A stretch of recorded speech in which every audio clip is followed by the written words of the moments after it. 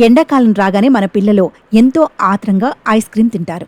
మన ఇంట్లో పెంచుకునే కుక్కలు ఈ దృశ్యం చూసి అవి కూడా నాలుక చప్పరించగానే వాటికి కూడా ఐస్ క్రీంను ఒక ప్లేట్లో అందంగా సర్ది తినడానికి ఇస్తుంటారు కొందరు.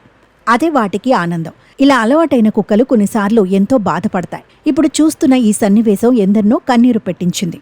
పాపం ఆ కుక్క అమాయకత్వానికి ఎందరో విలువిలలాడిపారు. అసలు ఒక మాటలో చెప్పాలి అంటే ఆకలి ఏ ప్రాణిలో అయినా ఒకటే. ప్రపంచంలో ఎవరికైనా సరే ఐస్ క్రీం అంటే చాలా ఇష్టం.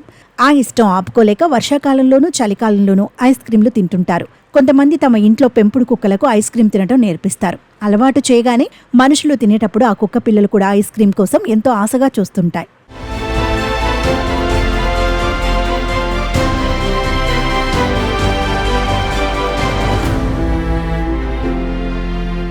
మనుషుల తరహాలోనే జంతువులకు కూడా ఆకలి వేస్తుంది.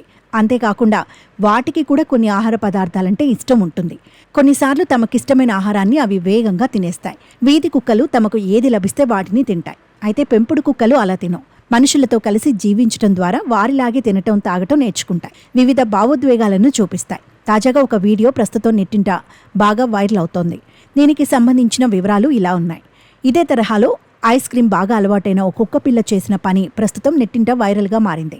ఓ పెంపుడు కుక్క రోడ్డు పక్కనే ఉన్న బ్యానర్ చూసింది. అందులో చక్కటి ఐస్ క్రీం బొమ్మలు ఉన్నాయి.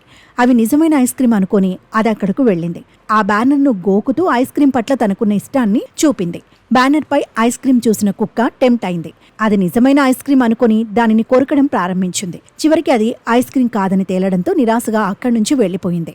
దీనిని ఓ వ్యక్తి వీడియో తీసి సోషల్ మీడియాలో పోస్ట్ చేశాడు. దీనిని చూసి డాగ్ లవర్స్ కన్నీటి పర్యంతమవుతున్నారు. జీవితంలో ఆకలి ఎవరికైనా ఒకటే అని చాటిన మానవీయ ఉదాహరణ ఈ దృశ్యం.